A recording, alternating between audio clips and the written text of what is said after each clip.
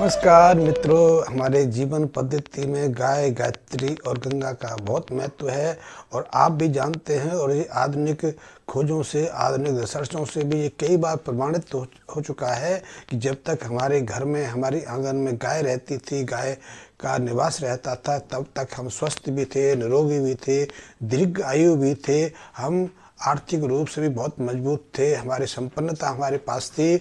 और सबसे बड़ी विशेषता तो यही है कि जब तक हमारे पास गाय रही तब तक हमारे संबंध भी बहुत स्नेह में और मित्रवत रहे। पति पत्नी के मध्य कभी एक दूसरे को छोड़ने के लिए, एक दूसरे के प्रति विद्वेष की भावना पैदा करने की क्षमता नहीं हो पाई। और हमारे बच्चे बहुत संस्कारी होते थे, क्योंकि गाय के जो पंचगव्य हैं, विशेषकर हम दूध की बात करें, दूध में अद्भुत गुण हैं, दूध में रसायन भी हैं, औषधवर्धक गुण हैं, उसमें जीवनी रस है, वो हमें जीवन प्रदान करता है, स्वस्थ रखता है, निरोगी रखता है। और ये आधुनिक खोजों से भी प्रमाणित हुआ है कि जो व्यक्ति विधिवत गाय का दूध पीते हैं वो शतायु रहते हैं। और दूध की बात तो फिर मैं कई बार पहले भी कर चुका हूँ और आगे इस पर विस्तार से मैं बताऊंगा।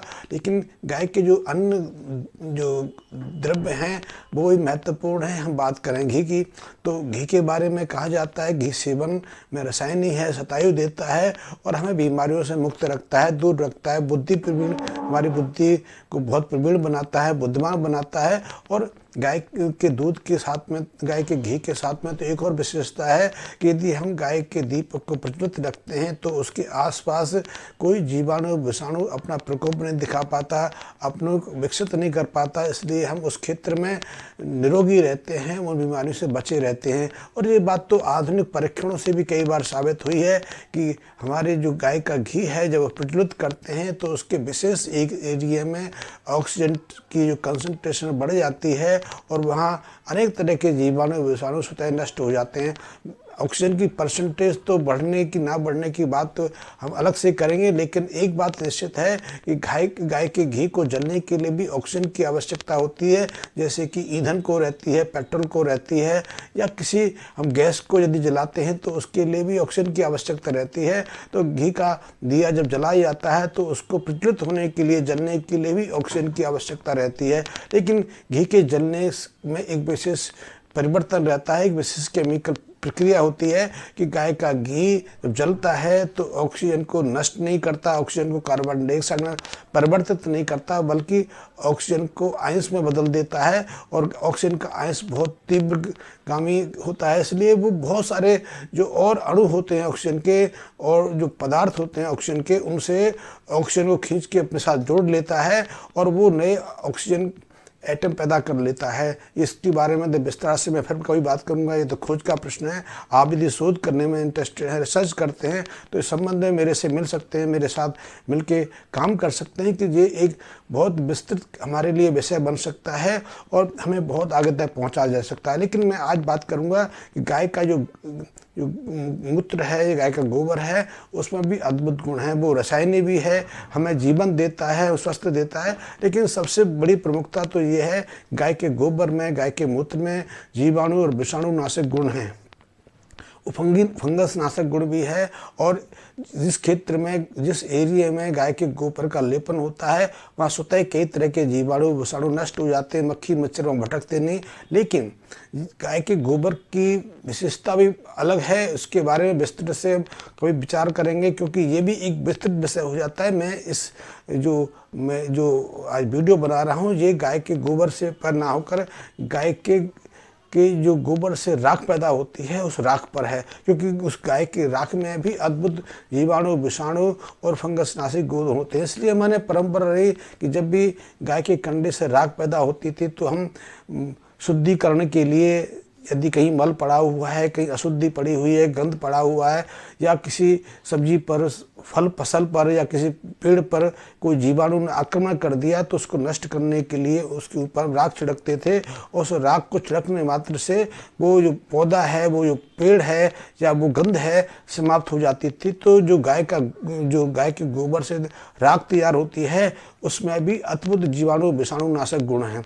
और आपको मालूम होगा, इसीलिए राख की कीमत जो है वो गोबर से भी कई गुना ज़्यादा है। आज गाय की राख जो है 400-500 रुपये केजी से लेकर 1000 रुपये केजी बिकती है। लेकिन वो कौन सी राख है, यही महत्वपूर्ण है, क्योंकि गाय की जो राख हम कंडे से बनाते हैं उस कंडे को भी उत्तम होना चाहिए। उत्तम कंडा तब बनेगा जब गाय विशुद्ध आहार सेवन करेगी। गाय की जो पाचन प्रक्रिया है वो हमसे बहुत अलग है। हम भोजन करते हैं, भोजन हमारे ग्रास नलिका से हमारे स्टमक में, हमारे आमाशय में पहुंचता है और फिर पचता हुआ आगे की ओर गतिसर होता रहता है, अंततः विष्टाव के रूप में, मल के रूप में बाहर आता है। लेकिन गाय या ऐसे जो शाकाहारी प्राणी हैं, जो शाकाहार पर, जो वनस्पति पर निर्वाह करते हैं, उनकी प्रक्रिया हमारी पाचन प्रक्रिया से अलग होती है। हमारा तो एक आमाशय होता है, लेकिन गाय जैसे पशुओं का जो आमाशय है कई खंडों में विभाजित रहता है। कई पशु तो ऐसे हैं जिनका आमाशय 20-20 खंडों में विभाजित रहता है। लेकिन यदि मैं गाय की बात करूँ, विशेषकर भारतीय गाय की बात करूँ, तो उसका आमाशय जो है 4 खंडों में विभाजित रहता है।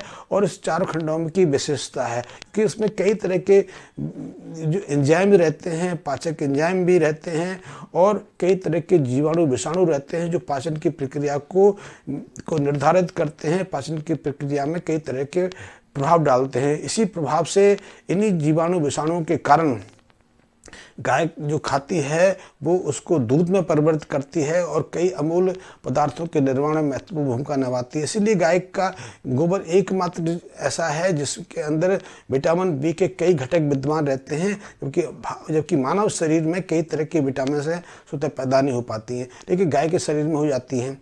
और गाय के शरीर में तब पैदा होती हैं जब गाय जुगाली करती है। जुगाली करना गाय के लिए बहुत महत्वपूर्ण है। जब तक गाय पर्याप्त समय के लिए जुगाली नहीं करती, उसका भोजन का पाचन सही नहीं हो पाता।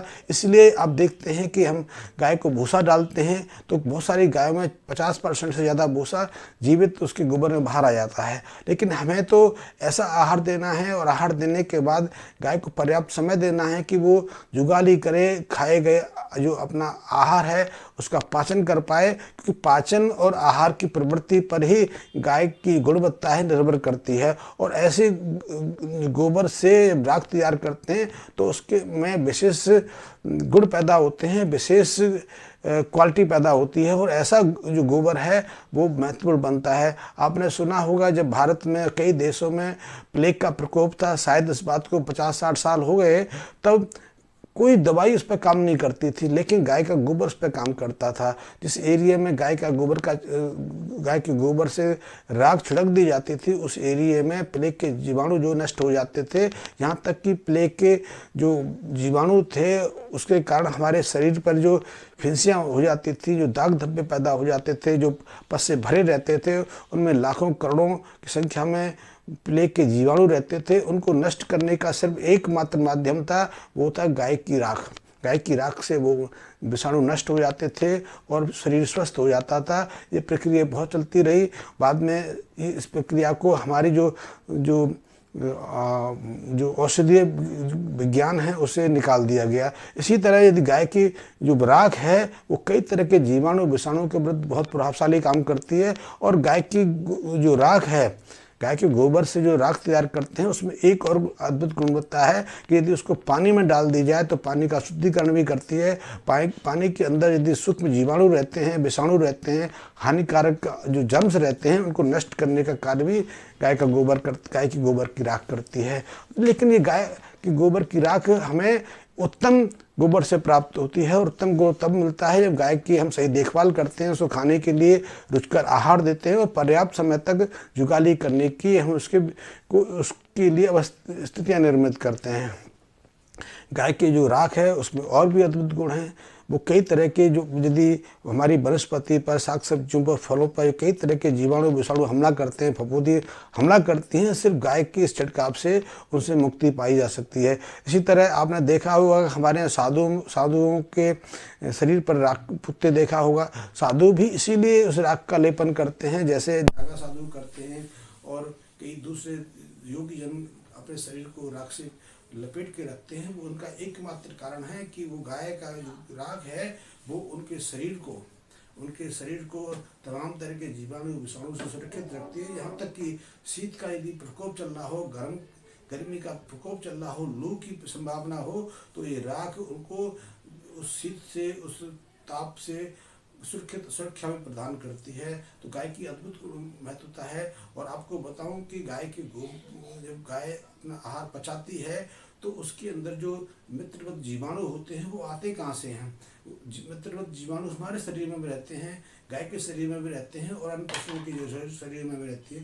ये जीवाणु आते हैं जब पशु हमारा शिशु माँ के स्तन का पहला दूध का प्रयोग करता है, कि माँ के दूध के माध्यम से हमारे पेट के अंदर वो जीवाणु पहुँचते हैं जो हमें जीवन भर सुरक्षा प्रदान करते हैं, निरोगी रखते हैं, कई तरह की बीमारियों से मुक्ति दिलाते हैं। गाय के शरीर में भी जब गाय अपनी माँ का स्तनों का दूध प्रयोग करती है तो उसके माध्यम से जीवाणु उसके शरीर में जाते हैं और फिर उसके शरीर में वो अद्भुत क्षमता प्रदान करते हैं कि जिससे उसके शरीर के अंदर दूध के माध्यम से या मूत्र के या गोबर में ऐसे अति महत्वपूर्ण रसायन पैदा हो सके जो उसको तो स्वस्थ रखे ही रखें, उसके अंदर तो विशिष्ट क्षमताएं प्रदान करें ही करें, लेकिन यदि उसका प्रयोग मनुष्य करता है या कोई जीव करता है तो उसको भी उसकी शिष्टता का लाभ मिल सके। तो गाय की हमें पहले देखना होगा कि हम गाय को कितना उपयुक्त आहार प्रदान करें। गाय सिर्फ कचरा खाने के लिए नहीं है, कचरा खाए, गोबर दे, आप गोबर से राख बनाओ, उसको बाजार में बेच दो। ये अद्भुत विज्ञान है, इस पर काम करना पड़ेगा, शोध करना पड़ेगा, पूरी जानकारी जुटानी पड़ेगी, तब कहीं आप इसको एक विस्तृत विषय बना सकते हैं। और यदि आप देखेंगे तो गाय तो पूर्ण निरोगता की प्रयोगशाला है। यदि गाय को हम सही तरह से समझ लें, जान लें, गाय पर बहुत अच्छे से खोज खबर करें, शोध करें, तो गाय के माध्यम से इस पृथ्वी से, मैं पृथ्वी की बात नहीं करूं कि बहुत देश ऐसे हैं, बहुत संस्कृति ऐसे हैं जो गाय से विद्वेष रखती है, गाय पर श्रद्धा नहीं रखती, लेकिन श्रद्धा रखने वाले मैं अपने देश की बात करता हूं। यदि मेरे देश में 40% लोग भी गाय पर श्रद्धा रखते हैं तो वो इसको जान सकते हैं और इसको स्वीकार कर सकते हैं कि गाय में एकमात्र ऐसी क्षमता है जो इस पृथ्वी से या हमारे देश से रोगों को खत्म कर सकती है, हमें निरोगता की तरफ बढ़ा सकती है। और हमें ना तो फिर हृदय संबंधी रोगों का सामना करना पड़ेगा, ना किसी जीवाणु विषाणु का सामना करना पड़ेगा। और आपको मैं बता दूं कि जब पृथ्वी पर ट्यूबरकुलोसिस की, टीबी की कोई दवा नहीं थी, तब भी गाय के गोबर से गाय के जो पंचगव्य हैं उसके माध्यम से टीबी का इलाज किया जाता था, उसको 100% परिणाम भी मिलते थे। तो गाय के गोबर की भी बहुत महत्वता है। और गोबर से हम राख तैयार करते हैं, उसमें भी अद्भुत क्षमताएं।